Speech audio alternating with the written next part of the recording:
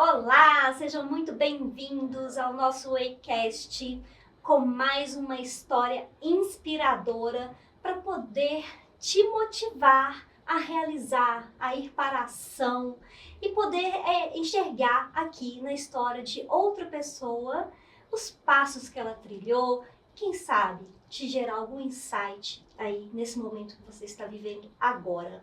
Estamos no espaço da Fastway.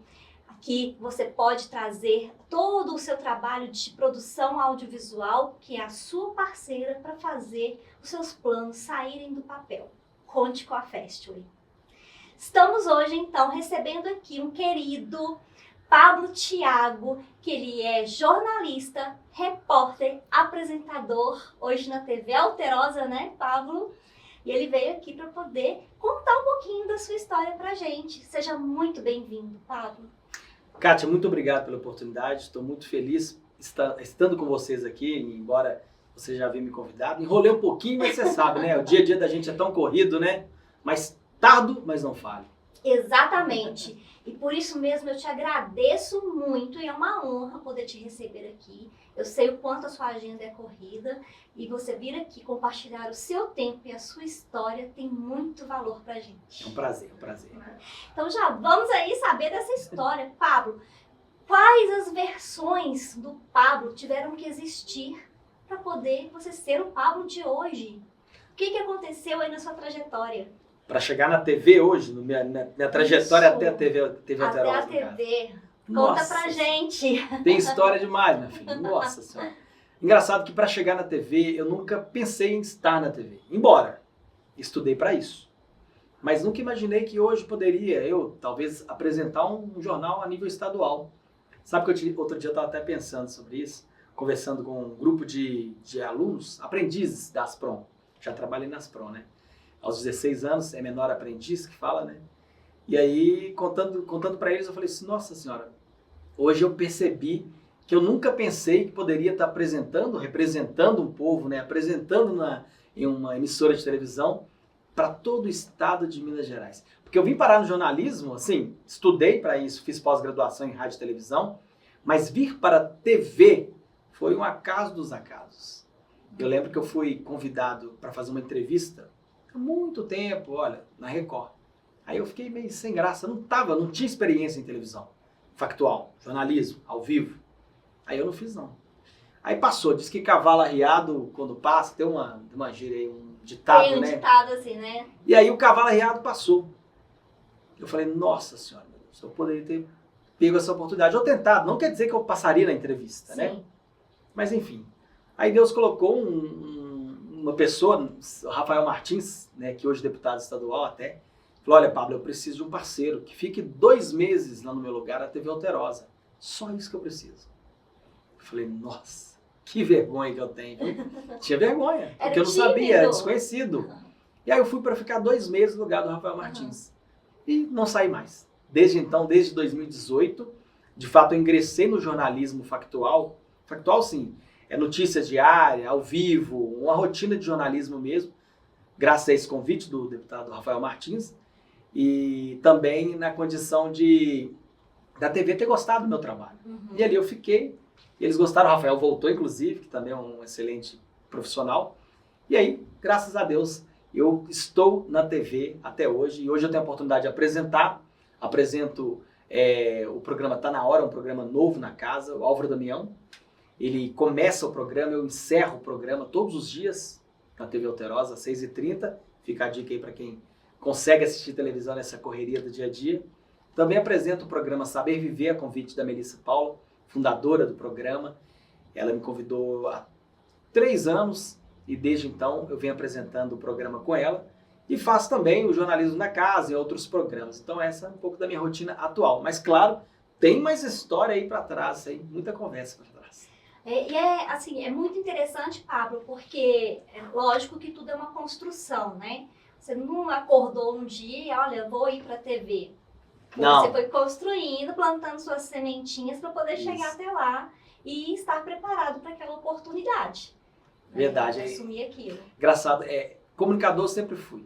Eu lembro que eu imitava o Gil Gomes nas festas de família. Nossa, não era bom não. Você foi uma criança assim, toda pra frente, Falante. alegre? Na verdade, eu fui falante depois de velho. Hoje eu tenho um filho de 7 anos. 8 anos, perdão, meu Deus. Fez aniversário domingo. Miguel Arcanjo, meu orgulho. Minha família, meu orgulho. Brenda Elizabeth também manda um grande abraço, minha esposa. Meu filho fez 8 anos. E eu hoje treino meu filho para essa vida doida que a gente tem, para ser uma pessoa que comunica melhor, né? A gente sabe que o sucesso profissional para qualquer pessoa provém da comunicação. Se você é uma pessoa que comunica melhor, você tem mais chance de ter uma carreira de sucesso. Até mais do que a pessoa que é mais inteligente, viu? Fica a dica, viu? Eu aprendi isso depois de velho. Se você se comunica melhor, você tem mais chance de ser um profissional bem-sucedido do que aquele colega de sala que você tem que era o mais inteligente, viu? Mas aí eu treino muito meu filho para isso, para que ele fale melhor. Não que ele seja o cara chato, falador, que fala demais, mas que ele fale melhor. Então eu sempre fui uma criança falante. Lembro bem que eu imitava esses personagens, mas aquilo era só uma imitação. Sempre fui vendedor, então essas questões também auxiliam esse tipo de atuação, que as pessoas que se comunicam melhor, eles têm a tendência de trabalhar nessas áreas, né? Onde requer mais comunicação. Sim. Mas a minha inserção mesmo com o jornalismo, com a comunicação em vídeo, foi, salvo engano, 2010. Perdão se foi antes, eu tenho que rever. Eu criei um produto chamado Cidadão Repórter. Eu costumo dizer que eu sou um dos primeiros digitais influencer nesse meio. Porque na época não tinha quem fazia no YouTube, no Facebook. O Facebook era um espaço que, quando saiu o Orkut, né? Talvez até vou arriscar um pouco mais, que eu gravei na época do Orkut. Eu tinha uma TechPix, nós gravamos. Mas eu criei um produto chamado Cidadão Repórter. Eu era o cidadão antes de repórter. Então eu reportava as questões sociais com o ponto de vista do cidadão. Tanto é que se alguém entrar no YouTube e colocar lá Pablo Thiago Cidadão Repórter, vai ver publicações minhas, muito antigas, inclusive com corpo diferente do que eu tenho hoje, que eu abordava a comunicação, o jornalismo do meu perfil. Eu era um cara de boné que fazia jornalismo com microfone tudo. E já lutava ali por uma melhoria no social, pavimentação de via, problema de sociedade, enfim. Então eu já fazia isso. Só que isso foi evoluindo. Eu comecei a tomar gosto para aquilo. Eu precisava de alguém para me filmar. E aí que entra a Brenda Elizabeth. Engraçado que no passado a Brenda falou comigo uma coisa assim. Tô falando demais, pode me cortar, hein? Ah, não, que isso, fica à vontade. A Brenda falou assim, Pablo, eu falei, vamos gravar uma matéria ali comigo. E ela era cinegrafista. E eu, então, o repórter, né? E aí a Brenda me colocou uma sandália e uma saia e tava indo atrás de mim. Eu falei, peraí, Brenda, o que é isso? Não, ela... Você vai colocar uma roupa normal, uma calça comprida, preta, se possível. Ela, não, mas nós não somos profissionais. E era o caso Bruno.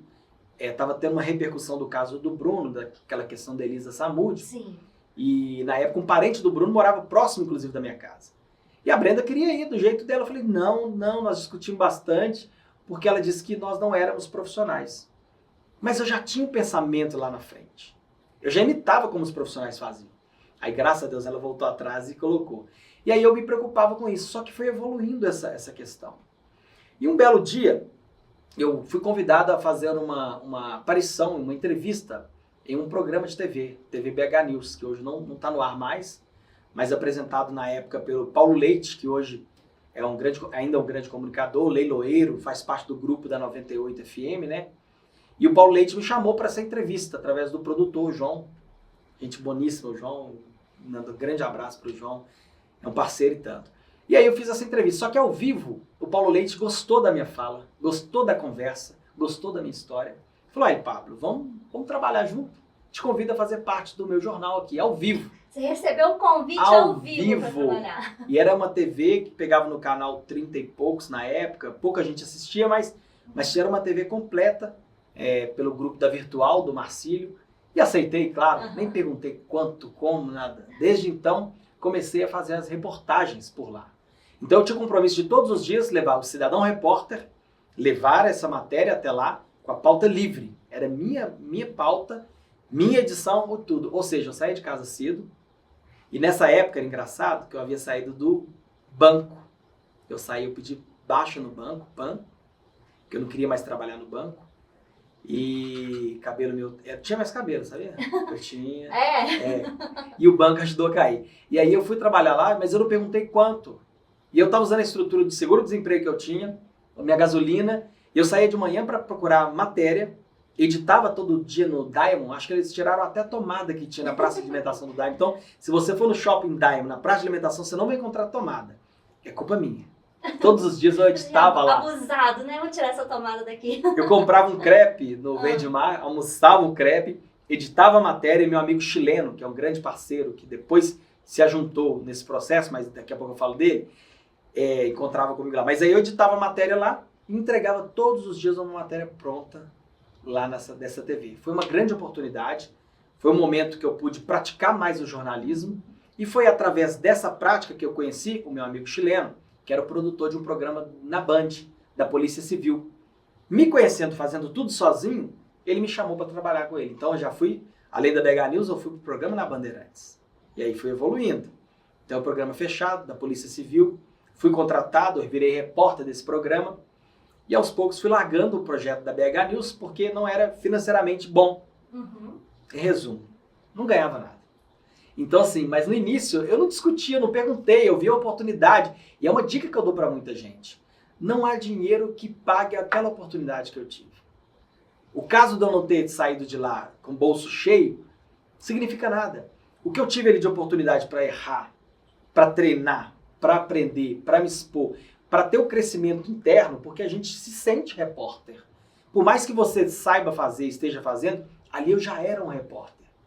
E as pessoas não me conheciam. Da noite pro dia me deram. Portava também, né? E internamente você já assumia essa posição de repórter. Sim. Acreditava nisso. A partir dali eu me empoderei mais. Sim. Então não tem preço maior. Eles que eu acho que eu devo a eles isso.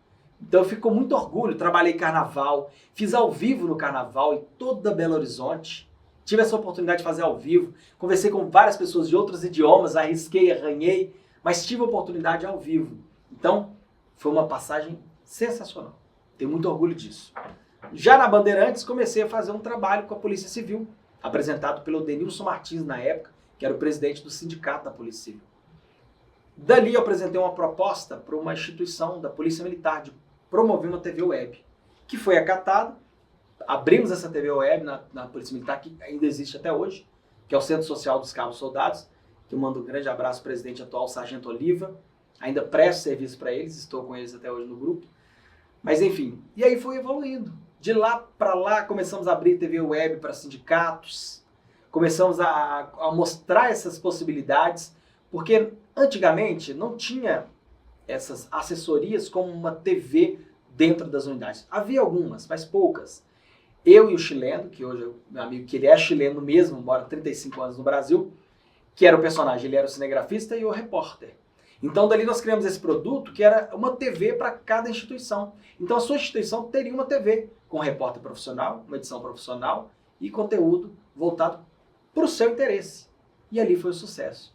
E aí começamos a crescer nisso, aí teve aquele boom na questão do imposto sindical e acabou um pouco. Foi quando surgiu a oportunidade da TV e eu me equilibrei com essas outras demandas. E hoje, desde 2018, eu permaneço na TV Alterosa, onde é a casa que me abriu as portas. E eu posso falar que hoje eu sou jornalista graças, de fato, à TV Alterosa.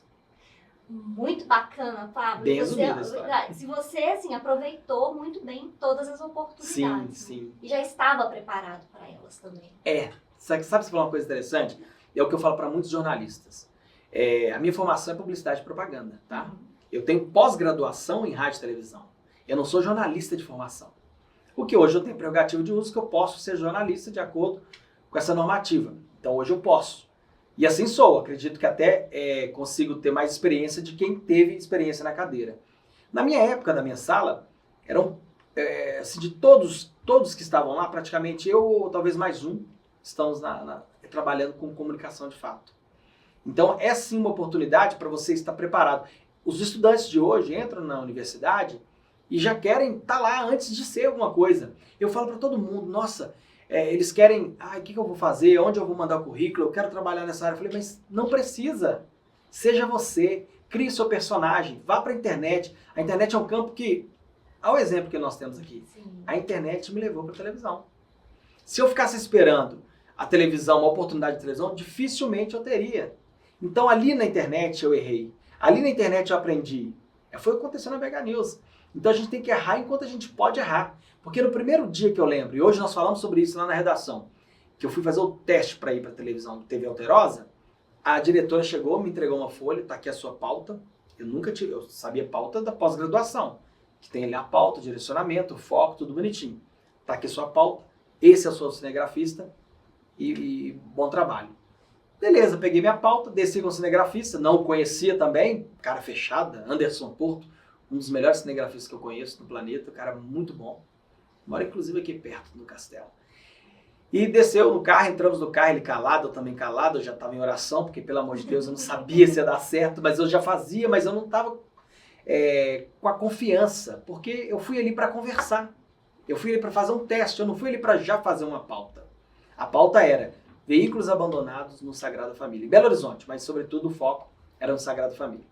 E aí eu lembro que eu disse para esse cinegrafista, olha, isso é só um teste, tá tranquilo, eles querem saber como eu vou fazer, como eu serei, né? Como é a minha atuação.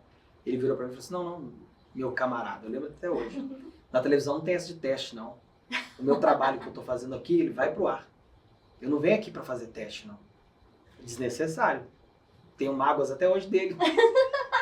Brincadeira, eu faço com ele até hoje. Nossa, foi um soco. Foi um soco, porque eu falei, meu Deus, o que esse cara falou comigo? Eu nem conheço ele direito. Aí fiquei mais calado ainda. Se eu já tava calado, fiquei mais ainda. E aí nós fomos pro foco.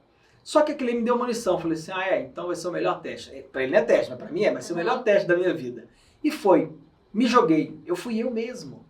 Porque o cara lá de trás que treinou tanto, já era hora de jogar no campeonato. Sim. E aí eu fui eu mesmo, brinquei, falei da minha linguagem, já sabe, na minha comunicação, não me preocupei em falar para televisão. E foi sucesso. Minha primeira matéria na TV foi um sucesso. Discuti com a mulher do carro abandonado, brinquei com o cara que estava deixando o carro abandonado. E aí, enfim, eu fui eu mesmo. Eu já me posicionava como repórter, eu já usava blazer como de repórter, eu já falava como repórter. E aquilo ali era só o espaço para trabalhar. Muitos jovens hoje vão para a universidade, como eu disse anteriormente, sem saber como vai ser lá no final. Por exemplo, quem estuda direito, entra para fazer direito. Lá no finalzinho, fala assim, poxa, agora eu sou advogado. Aí ele vai se preocupar em comprar um terno. Mas se ele entra na faculdade hoje, ele já tem que ter um terno. Ele já tem que assistir vídeos relacionados à área de segmento dele. A amizade dele tem que ser pessoas que estão relacionadas à área do direito. Porque você já é um advogado. Tá, você está em preparação, em treinamento, você está se potencializando para tal. Mas se você não se sentir, não se preparar para isso, não adianta. Faz toda a diferença. Faz toda a diferença. E muitos não fazem. Essa ficha não cai, né, para algumas pessoas. É só depois, lá no final do curso, e aí? E aí o quê? Agora você vai pro mercado como? Mas aí começa a se esconder nos problemas. Não, mas eu não quero OAB. Eu quero para prestar concurso. Eu fiz direito para prestar concurso. Mentira! Você está sem coragem, não se preparou direito. E OAB para um advogado é base, tem que ter sim. Mesmo que eu faça concurso, faz parte do processo. Então muitas pessoas têm esse problema. Agora, claro, depende também de outros fatores. Eu, por exemplo, tive que trabalhar para pagar a faculdade. Então a gente não tem tempo para, de repente, querer ser alguma coisa. Se eu sou vendedor de moto, por exemplo, quando eu fui, e eu tinha que fazer curso de comunicação. Posso atrelar? Posso.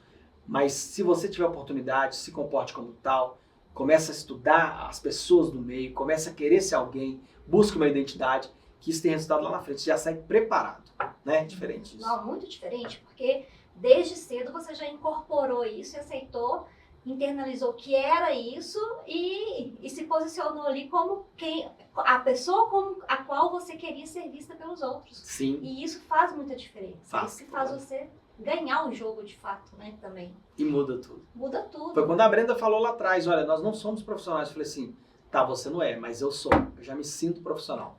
E ali eu andava retinho, fazia cara. E tem que ser assim. Tem que ser a Brenda hoje é sua esposa. Hoje a Brenda é fotógrafa, já era namorada na época, né? E hoje ela trabalha com comunicação e ela entende muito bem o que passamos para chegar até ali. Então fez parte do processo.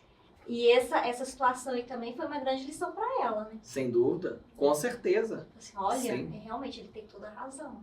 Com certeza. A vida ensina a gente de alguma forma ou outra. A gente tem que tentar buscar esse entendimento.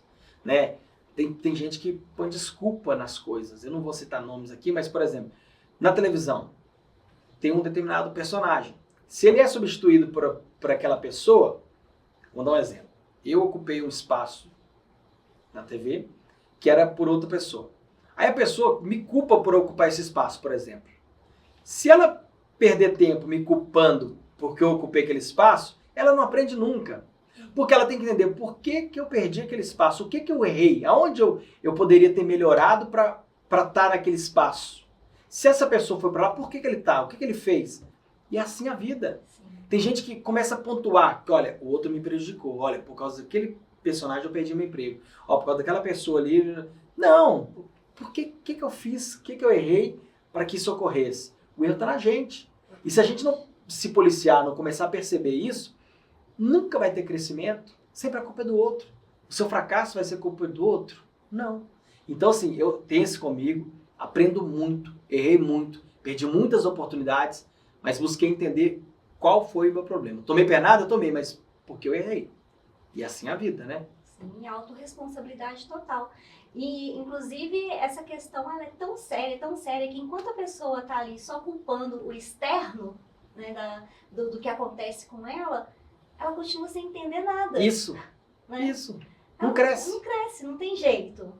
E voltando um pouquinho, Pablo, então esse seu primeiro projeto ali, onde você foi pra rua junto com a Brenda também te ajudando ali, vídeos pra internet, né, sem saber onde ia chegar naquilo, que também te abriu portas, né, aí pela frente.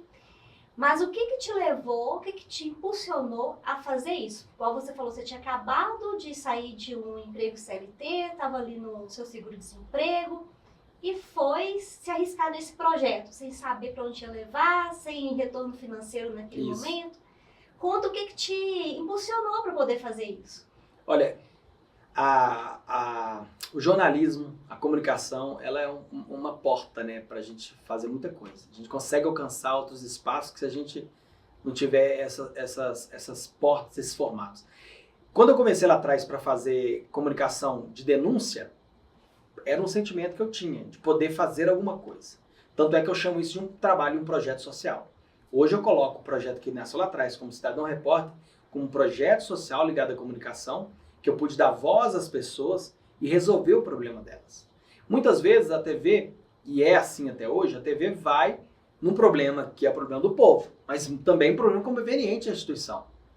Então, se aquele problema ali é um problema gigante para a população, mas na construção de imagem ele não é televisível, dificilmente uma rede de televisão vai.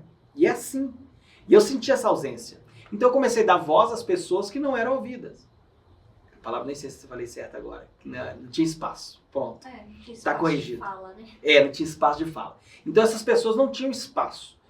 Ah, minha rua está com problema. Só quem vive e convive com problemas sabe que aquele buraco incomoda.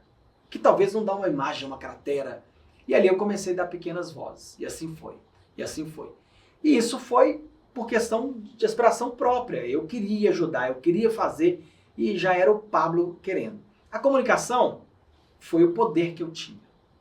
Que poder que eu tenho? Nossa, o meu poder é a comunicação. Cada um tem um poder, né? Uhum. Então, assim, o meu poder era a comunicação. Então, eu sendo esse personagem, eu poderia estar mais empoderado para fazer. E ali eu comecei a praticar e assim foi. E aí foi crescendo o projeto. Lá na frente, quando eu trabalhava em outras questões e já fazia esses videozinhos, lá na frente, quando eu decidi e sair do banco da empresa que eu trabalhava com financiamento, enfim, saí da empresa, peguei o acerto e parte dele, comprei uma câmera de R$3.000 na época, que eu falei, meu Deus, o que eu vou fazer com uma câmera dessa?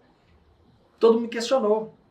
Mas sabe quando você sabia onde você quer chegar? Quando você sabe que você vai chegar em algum lugar, ainda você não tem a clareza. E acontece, né?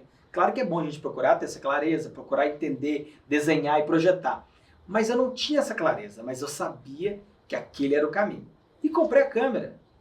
Comprei e fui. Quando eu fui para a BH News, quando eu exemplifiquei aqui, e eu usava recursos próprios, equipamentos próprios, eu me lembro que eu me esbarrei, isso desempregado, com seguro-desemprego, me esbarrei uma coletiva com o Ronaldinho Gaúcho e o Dadá Maravilha, no CT do Galo.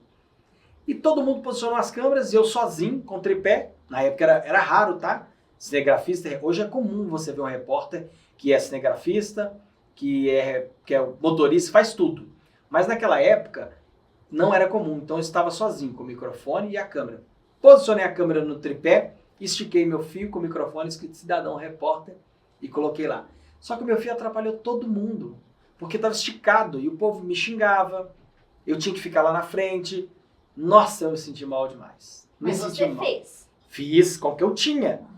Mas poderia eu estar ali, beleza, acomodado, fiz tudo certo. Falei, não, eu vou comprar um microfone sem fio. Sim. Custava R$4.000 na época e eu comprei esse microfone. Que eu tenho até hoje, inclusive com muito orgulho. Não vendo, eu guardo, que para mim faz parte de um degrau. É um marco. Por quê? Eu já não estava recebendo dinheiro.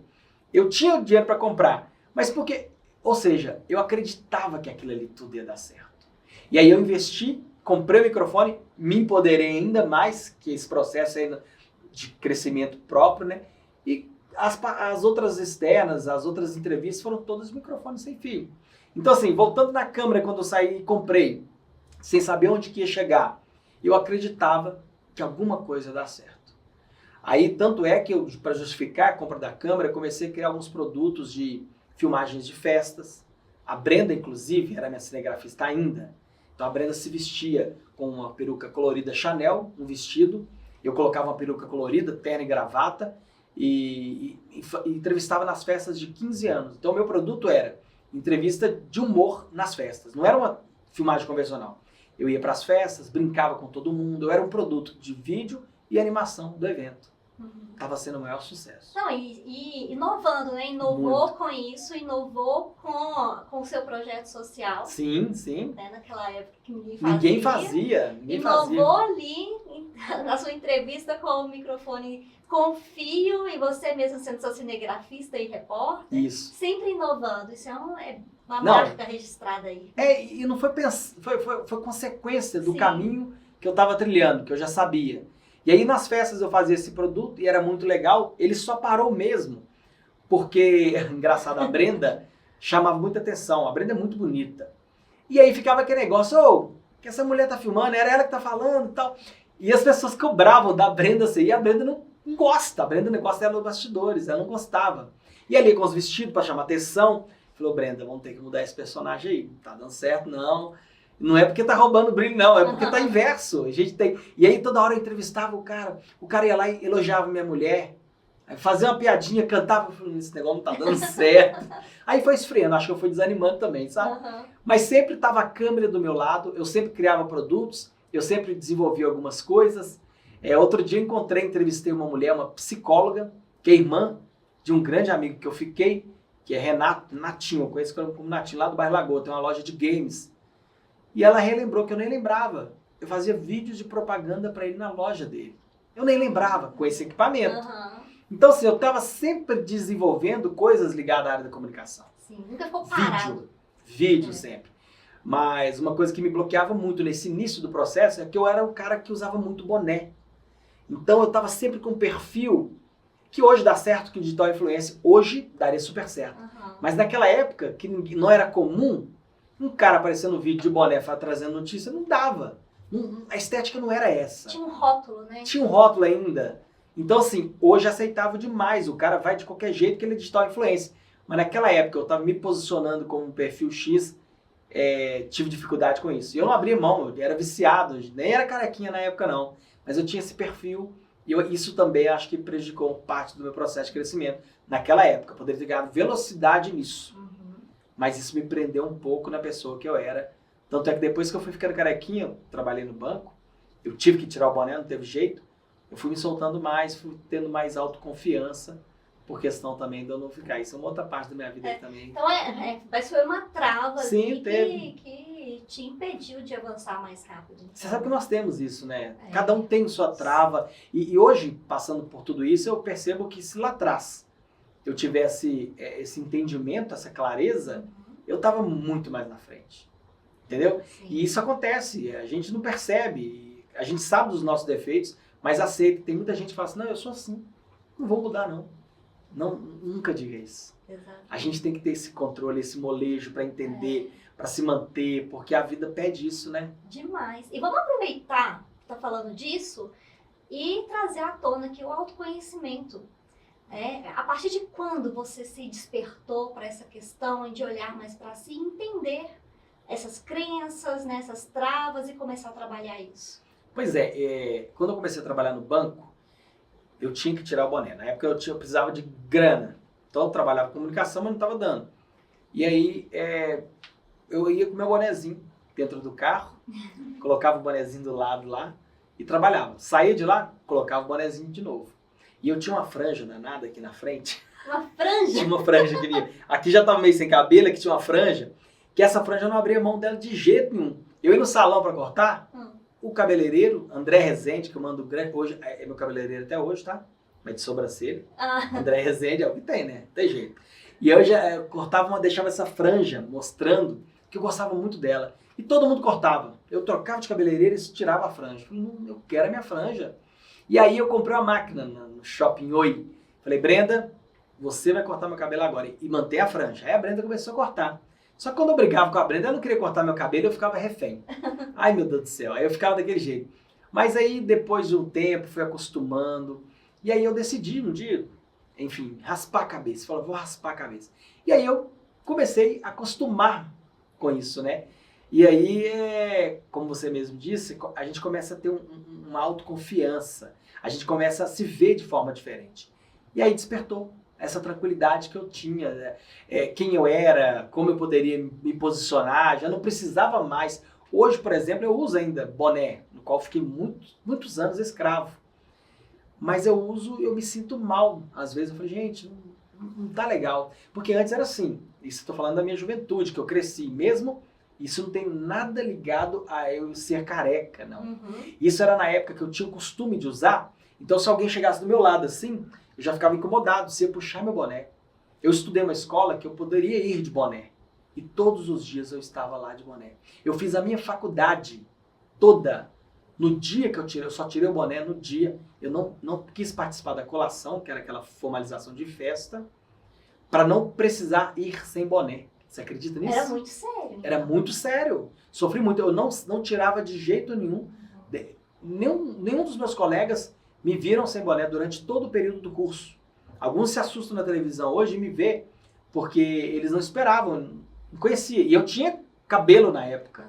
Então, assim, isso me prendeu muito, sabe? Me bloqueou de crescimento bastante. Isso, essa clareza só tenho hoje, tá? Por uma trava boba que não mudava em nada.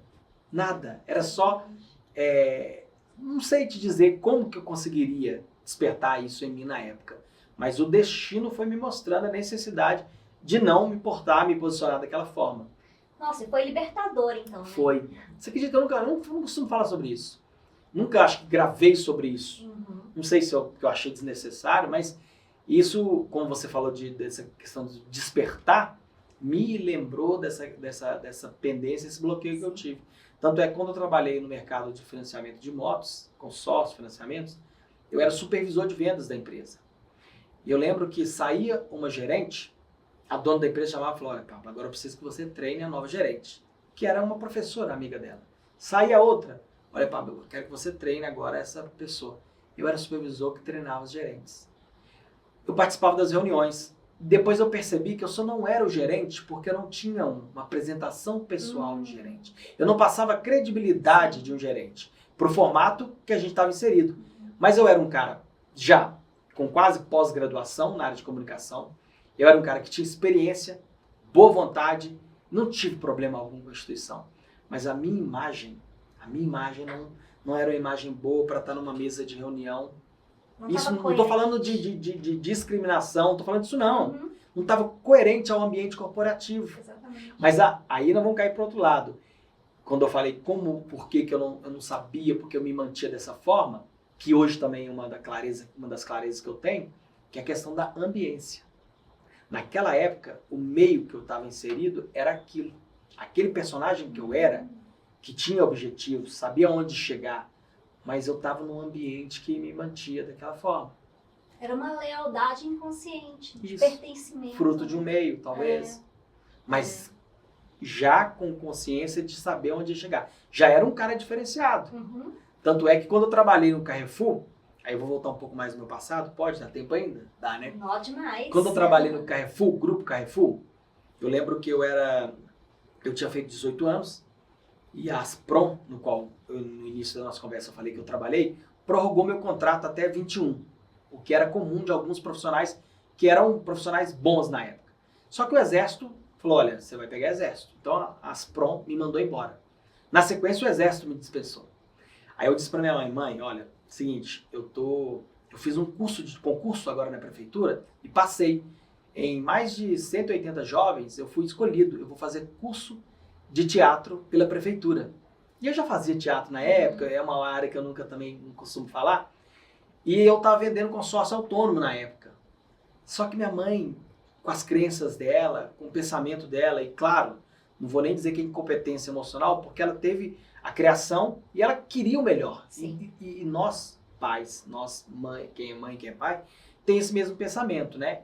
Nas nossas limitações, no nosso conhecimento, a gente acha sempre que é o melhor para o nosso filho. Sim, e vai muito pro lado da segurança, sim, né? Sim, e vale a pena respeitar. Tem uma coisa que eu valorizo, que a gente tem que sim respeitar os pais.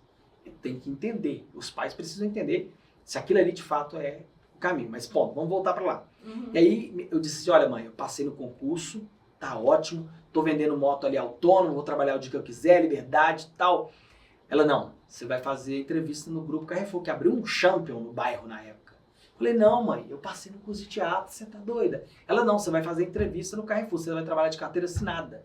Isso, quem é da minha época, de 40 anos, as mães, os sonhos delas era que o filho trabalhasse na Fiat, Belgo Mineira, Manesma, enfim, que o filho tivesse um bom emprego e aposentasse naquela empresa.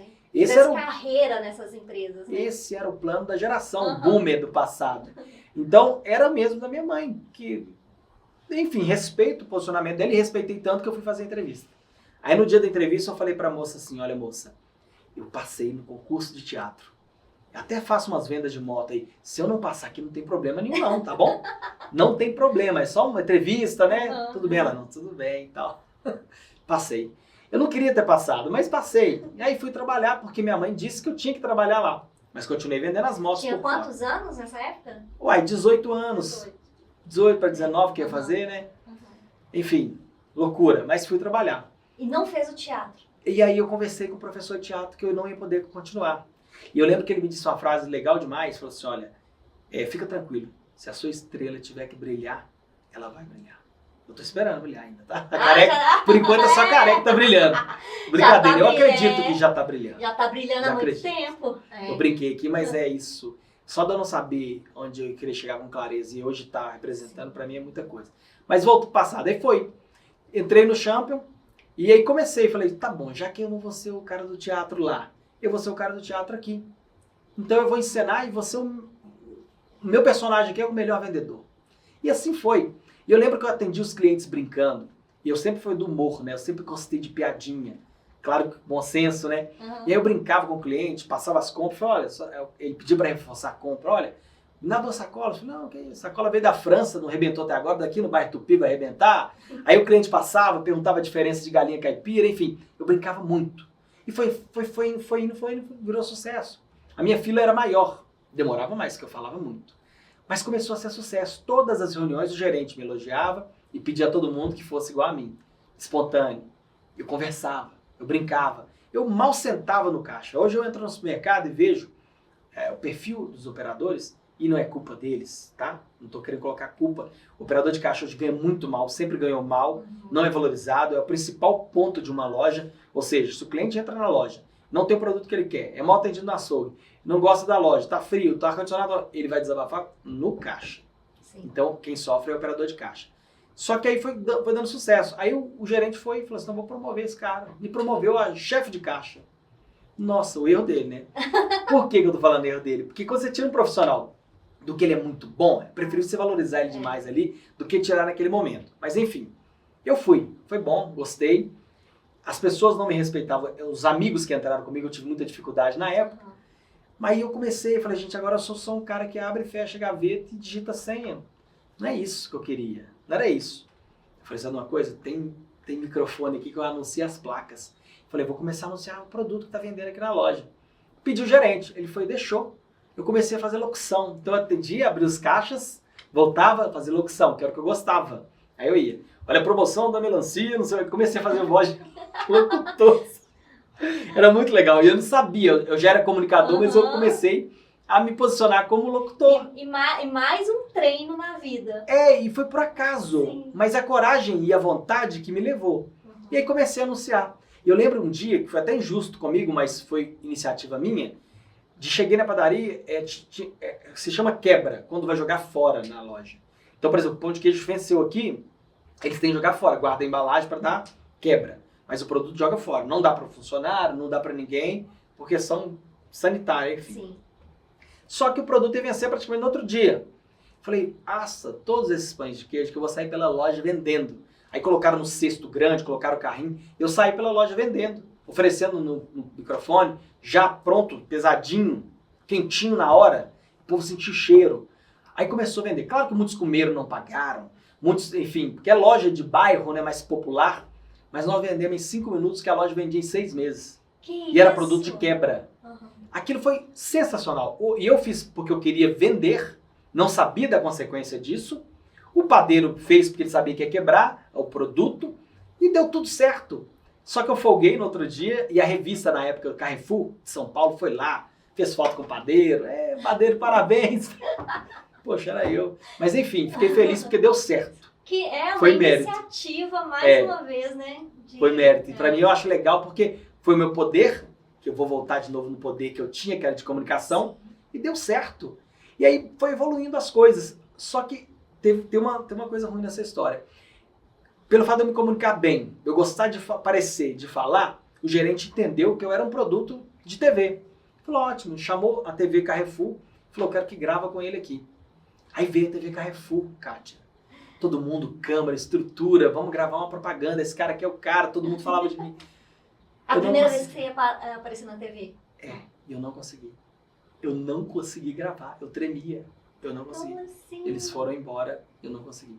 Foi embora sem gravar. Sem gravar. Ali eu perdi a oportunidade. E aí eu não digo que eu perdi. É. Deus é tão maravilhoso que ele às vezes permite que você tenha crescimento ou não em determinados setores por algum motivo. Talvez onde eu estou hoje seria o propósito de Deus, que se eu bombasse lá atrás, meu caminho seria outro. Sim. Não que eu seria mais feliz ou mais triste, mas o propósito de Deus é esse. Não era a história. Não era aquela história. Aí volto para o meu quadrado, continuei na loja. Aí comecei a vender eletro, que tinha uns eletros que posicionavam. Aí eu falei com o gerente, já não me completava mais o microfone. Falei com o gerente, vamos colocar aqui os eletros, aqui você vende DVD, na época a loja estava vendendo eletrodoméstico, deixa eu ficar aqui, eu vou vender para os clientes. E começava assim, ou seja, também um outro plus, começamos a vender, a loja foi referência em venda de eletro na época, porque eu já era vendedor, enfim. Então assim, no meu passado sempre teve atrelado, até me perdi na nossa conversa aqui agora, essa questão de destacar. Por quê? A gente tem opções. Ou você faz o que te manda fazer, ou você sai da caixinha. Exatamente. Gera trabalho, não é fácil. Mas você pode, se você quer destacar, é assim que acontece. E foi assim que eu fiz. E foi assim, e é assim que eu sou, talvez. Talvez esse início que eu estou te dando exemplo lá atrás, na época das Prom, na época do Carrefour, é um resultado de quem eu sou hoje.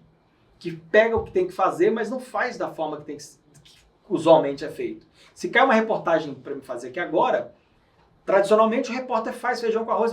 Eu não aceito feijão com arroz. Eu tento criar uma forma diferente de falar do mesmo produto. Eu gasto mais tempo. Às vezes eu sou como ridículo, como feio. Outro dia eu estava na redação da TV e nós recebemos na sexta-feira um comunicado que a Polícia Militar ia fazer uma operação no aglomerado da Serra. Eu fiquei super empolgado. E eu falei com o cinegrafista assim, falei, olha, aí no outro dia, chegamos segunda-feira de madrugada para fazer a operação, falei, olha, eu vou começar aqui na redação, vou dizer assim, ó, eu acabei de receber informação da Polícia Militar que vamos ter uma operação e eu gravando a redação para ir. Vamos agora cobrir. Ele, não vou fazer isso. Eu falei, como assim não vai fazer? Ele, não, isso é fake. Eu falei, como é fake? Nós recebemos informação na sexta-feira. Os jornalistas tudo vão rir da nossa cara. Eu falei, não, cara, eu não faço TV para jornalista. Eu faço TV para o povo. E essa verdade não vai implicar em nada. Em resumo, é isso que eu estou falando. Eu não preciso de fazer como todo mundo faz. Sim. Você tem a oportunidade de fazer diferente. Você tem a oportunidade de arriscar. E aí a gente vai para um campo que é o medo de muita gente. Esse arriscar, ele pode dar certo ou pode dar errado. E aí, será que eu estou disposto a isso? Mas é isso que tem feito sucesso na vida de muita gente. Essa coragem de arriscar. O novo assusta, mas se o novo der certo, ele bomba. Só que é foda. Quem arrisca, quem ousa também, quando dá errado, já corrige, se levanta mais rápido também, né? Ganha estrutura ali para poder lidar com as situações. E a coragem é a característica de qualquer pessoa de sucesso, sobretudo do empreendedor, né? Que a gente tanto vê no dia a dia. Mas se não tiver coragem, Kátia, tenta não. Se não for profissional, não tenta não. Não, se não tiver coragem, continua aí, né, no seu lugar, porque senão você vai ter estômago para lidar com as situações, não. Não tem. Coragem é uma marca realmente das pessoas que se realizam, que estão na ação. Posso citar um exemplo de coragem? Que aí, claro. Engraçado, nossa, como é que Deus é maravilhoso. Tudo que eu tô falando com você hoje foi fruto de pensamento dessa semana que eu tive, de lembrança. Porque a gente vive tanta coisa, e aí a gente parar para analisar a nossa vida, o que eu fiz, como foi, é muito doido. Que você lembra de coisas que você... que doido que eu fiz. No Carrefour, trabalhei, igual eu te disse aqui. Fui promovido a chefe de caixa. Me mandaram para a loja do Cruzeiro, na Vitória Massola, aqui na região Centro-Sul. E ali, eu estava indo bem. Eu já ia ser promovido a gerente comercial. Um dia, eu li uma revista do Grupo Carrefour, que dizia assim, pagando 60% da faculdade do funcionário, vendendo isso com uma alegria e tal. Eu falei, sensacional. Eu não tinha faculdade na época. Eu disse, gerente, está aqui, ó, eu quero minha faculdade. Como é que faz? Ele, não, é só em São Paulo. Eu falei, como assim? Não, então não. Então me manda embora, que eu quero fazer faculdade. Eu já vendia consórcio. Desde então, quando eu saí do teatro, vendia autônomo, eu estava trabalhando no mercado, mas eu vendia os consórcios pro lado. Vendia assim, indicava para minha amiga que vendia, mas estava sempre participando das vendas. Isso aí já estava em mim. E quando ele falou assim, eu falei com ele, me manda embora, eu já estava pensando, eu vou abrir uma loja de moto. E foi um ato de coragem tão grande que talvez nas minhas crenças de hoje eu não teria feito isso no passado. E ele falou, não, Pablo, por que isso? Eu falei, me manda embora. Gente, eu ia ser gerente comercial, que até então gerente, resumo. O gerente é o topo da coisa que quem entra no supermercado, um operador de caixa vira gerente, é história linda. Eu falei, me manda embora. E aí me mandou embora mesmo, danado. E aí foi bom, porque me mandou embora, eu abri uma loja de poucos metros quadrados, nossa, bem pequenininha, metade da metade aqui do estúdio. E com uma moto. Falei assim, eu vou ser o melhor vendedor. As pessoas vão me incomodar me ligando de noite que eu quero ser o melhor vendedor. E muito doido. Essa coragem que eu tive para pedir para sair me levou para onde eu abri a loja e realmente fui referência no segmento que acabei crescendo no grupo na época. Mas a coragem, me lembrei disso, a coragem que eu tive lá atrás. Sensacional. E fez a faculdade. E fiz a faculdade. Foi a partir dali que eu consegui fazer a faculdade, paguei do meu jeito, fui enrolando o trem todo. Mas na loja, quando eu falei que eu queria ser referência, eu era referência. Eu lembro que eu abri a loja pequenininha no bairro, era pequenininha, eu tinha vergonha de ter uma loja pequena. Hoje isso não é mais, porque hoje em dia nem loja precisa, né? Mas naquela época, em 2000 e... Nossa, gente, eu não lembro, 2003, eu não sei, é muito lá atrás, que eu sou das antigas, eu tenho 40 anos, né? E eu lembro que ela me deixava com vergonha, porque a loja era pequena. Tinha uma moto e quase não dava espaço. Eu comecei e falei, não, então eu vou ter aqui nessa loja uma vista legal. Fiz texturado, comprei monitor de computador LCD, todo mundo tinha tubo. O meu era LCD, tinha internet, tinha aparador. E eu comecei a buscar entendimento para entender e vender mais. Aí tinha uma técnica que eu aprendi na época, era rapport, que necessitava desse olhar, e a loja era na rua. Eu coloquei um madeirite ali, fiz uma antessala onde eu conversava com as pessoas e fazia a minha venda mais tete a tete. Diferenciando total. Diferenciei total. Foi muito doido. Tanto é que hoje a loja existe até hoje, é um jogo de bicho, passei lá outro dia. A divisória que eu coloquei tá até hoje lá, mas com outra finalidade, né, do jogo de bicho. Mas enfim, ali, quando você opta por fazer alguma coisa, quando você tem coragem de fazer, aí não adianta, aí não tem que dar ré mais, você tem que ser o melhor. Sim. Tem que dar o melhor, mesmo que não tenha recurso. Naquela época não tinha, o recurso foi acontecendo, foi rolando, foi acontecendo. E quando você quer, a coisa vai fluindo, né? E aí eu fui me posicionando. Tanto é que eu virei referência na empresa, e a empresa me propôs para abrir outras lojas em nome do grupo na época. E aí eu passei a ser carteira assinada dessa empresa, aí me contrataram para me segurar, claro, e eu me senti mais confortável, a proposta foi muito boa. e foi indo. Muito legal. Incrível isso também, porque olha só, mais uma vez, você mesmo falando aí que tinha vergonha de ter uma loja pequena, Sim, né? tinha. Mas você sempre se comportou como grande. Isso. Legal. Né? E é isso que te levou, olha aí, a abrir várias outras lojas e ter esse lugar de destaque. É muito, muito incrível essa característica de quem faz mesmo. De quem E hoje a gente tem realiza. muitos exemplos na rua, né? Demais. De pessoas que se destacam assim. De E exemplos, empreendedores. exemplos arrastam, né? Isso é Isso. fato. É por isso que eu gosto tanto de compartilhar as histórias aqui. Porque além de ser um grande aprendizado, para mim, eu espero que sejam para muitas pessoas, né? Que venham assistir aqui. E eu queria muito também reforçar, Pablo, porque eu acho que é bem importante, porque quando você foi para o Carrefour, não era seu sonho, não era Não, algo que você queria fazer. Você queria brilhar lá no palco do teatro. isso. Você era o cara ali da criatividade, da ação, do palco, de querer aparecer, enfim. E você foi para um emprego que não tinha nada disso. Nada. Mas nem por isso você deixou que ele definisse, tirasse a sua motivação. O que você tem a dizer sobre essa questão e como uma mensagem também inspiradora para quem passa por situações assim e não consegue se motivar? Qual foi seu diferencial? Pois é engraçado você falando sobre isso, porque era um sonho da minha mãe, né?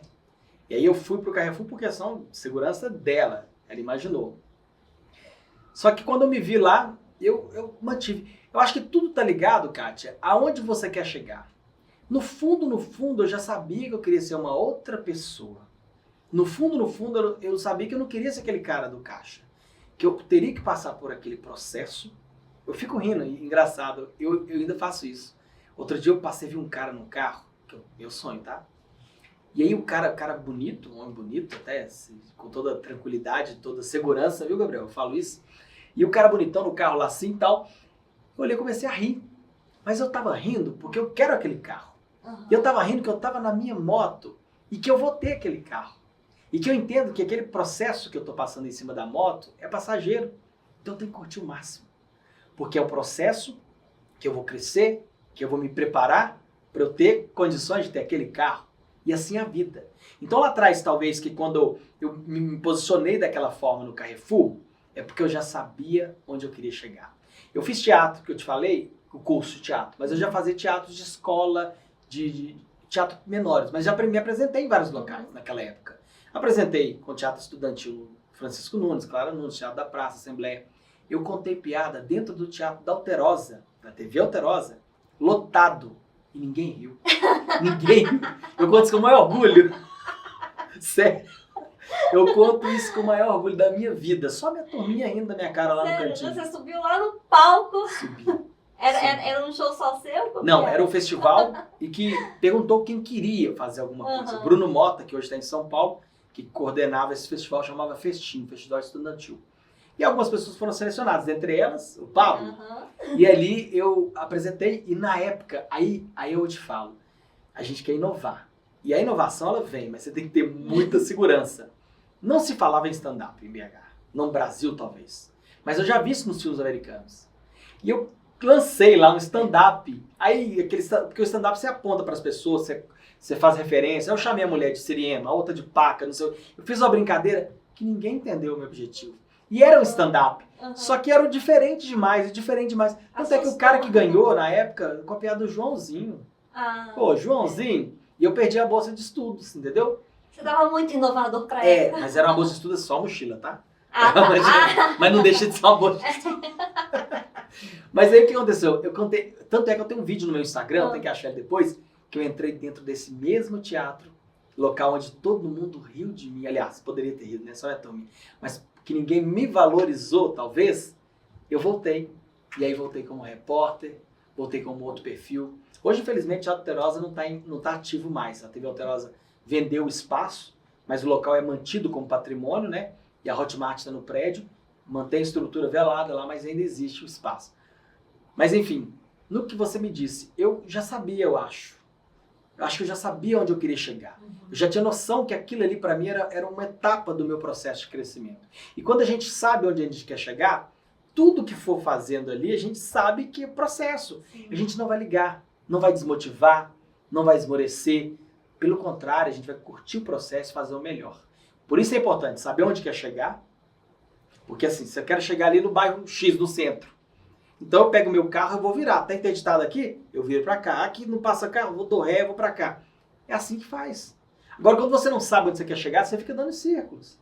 Então, primeira coisa... E qualquer coisa te derruba. E qualquer coisa te derruba, te é desmotiva. o famoso quem tem o porquê não importa o como, né? Legal isso, hein? É.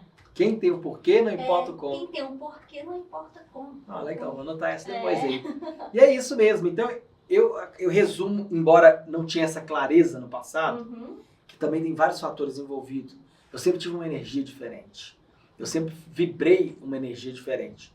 Então, eu não deixava com que coisas negativas velassem ali, talvez, a minha vibe.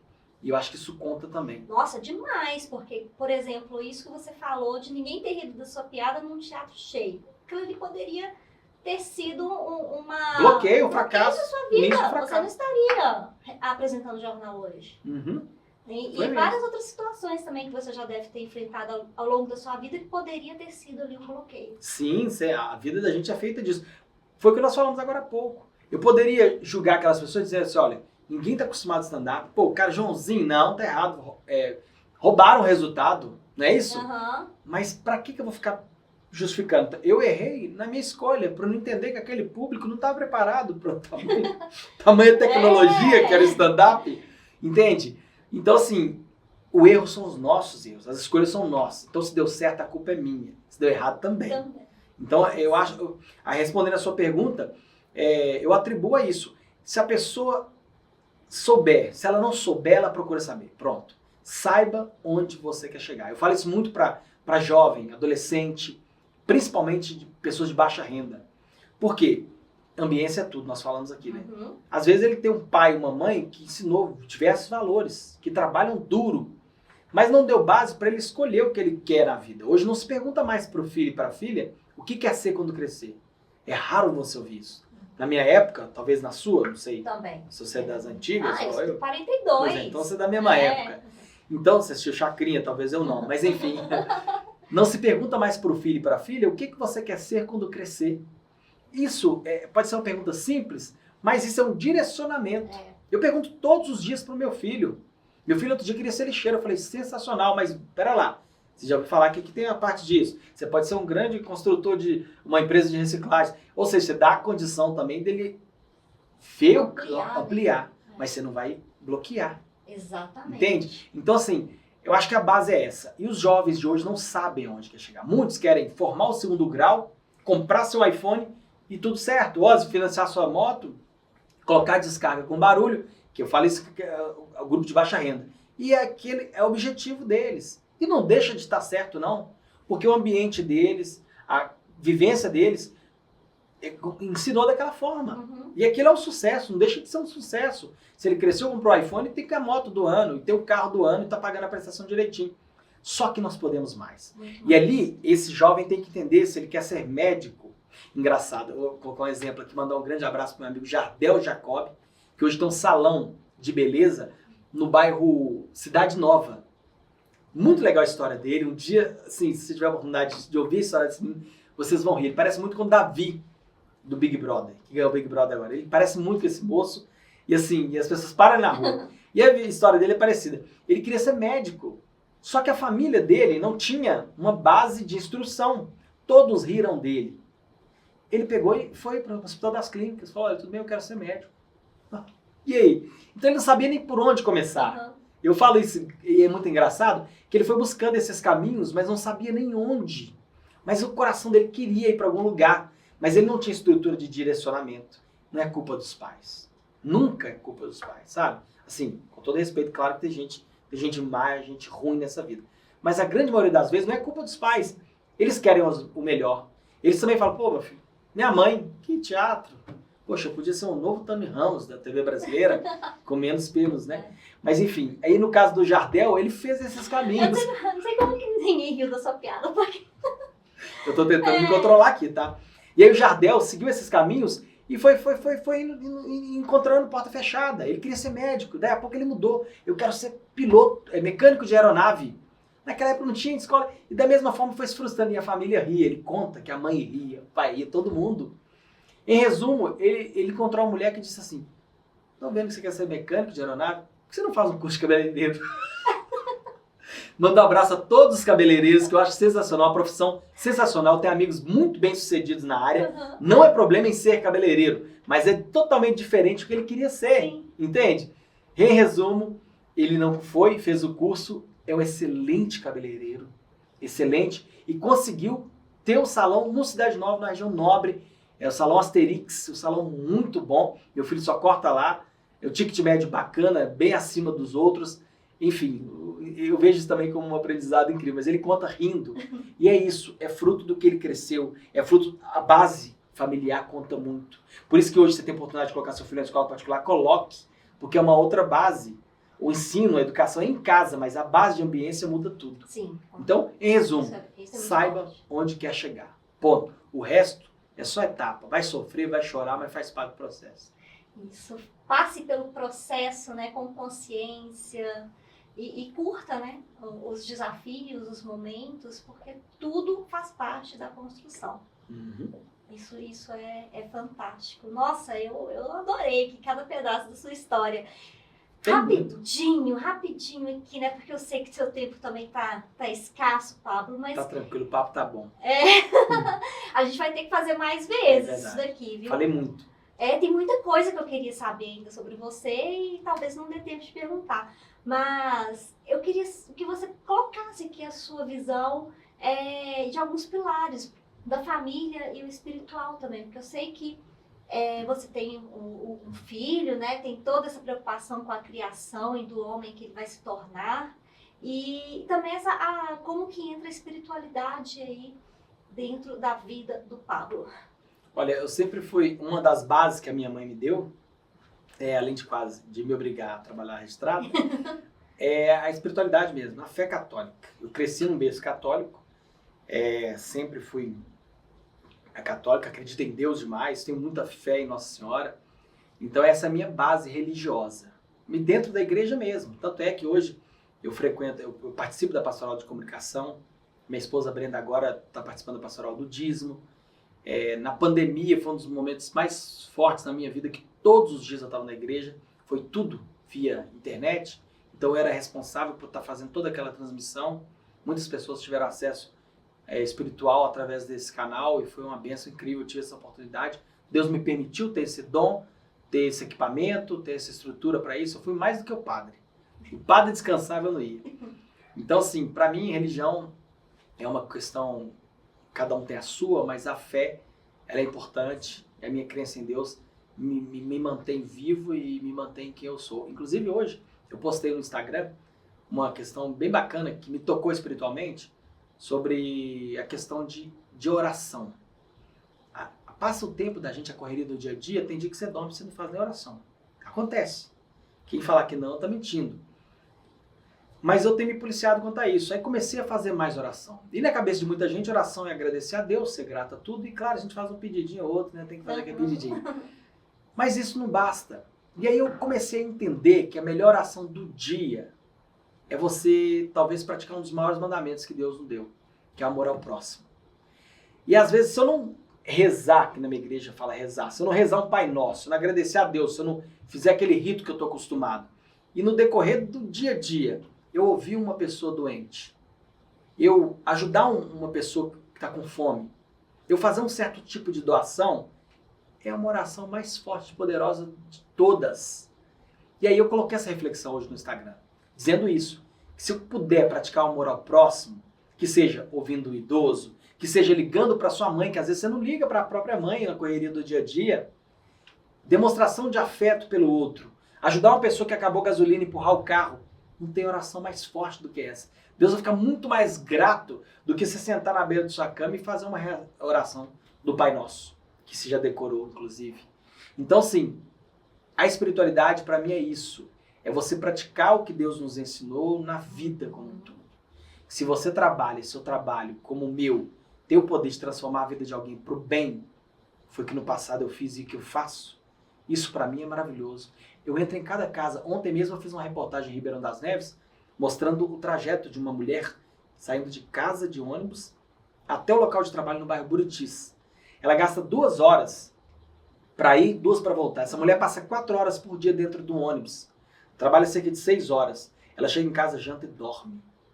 E dentro do ônibus é fila para chegar, é chuva que cai no ônibus dentro dele, é aperto. Ou seja, o meu trabalho possibilita, talvez, mudar a realidade dessa mulher.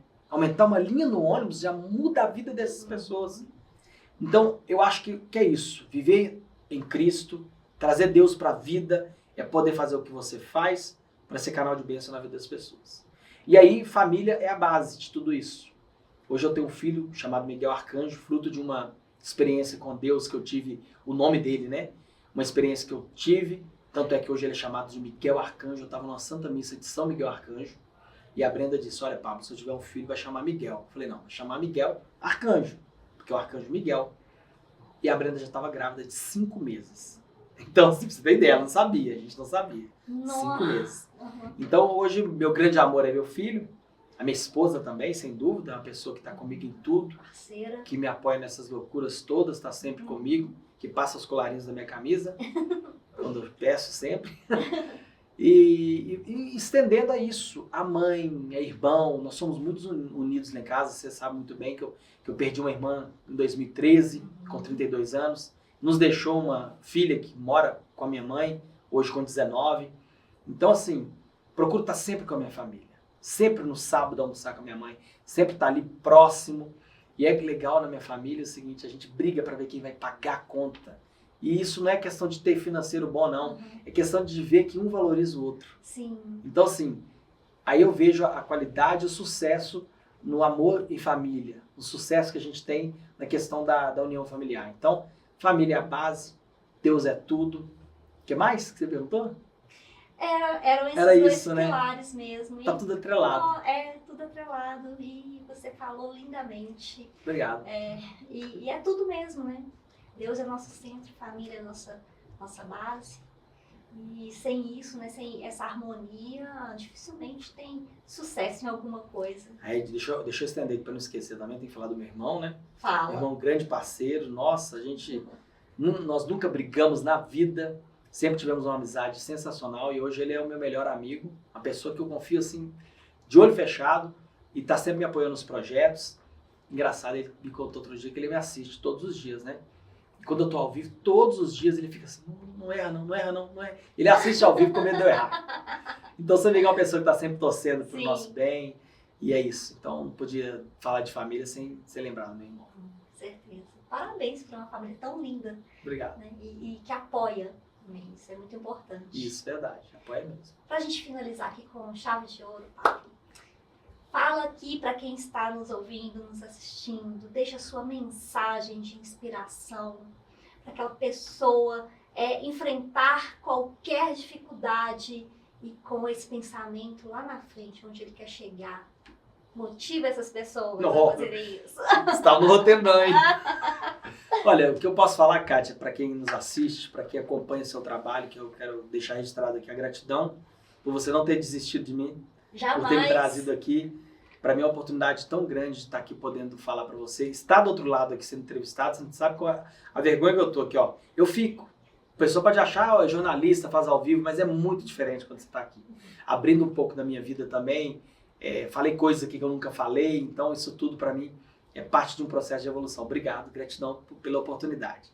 Agora, para você que nos assiste, se você tem um sonho na sua vida, não desiste dele não.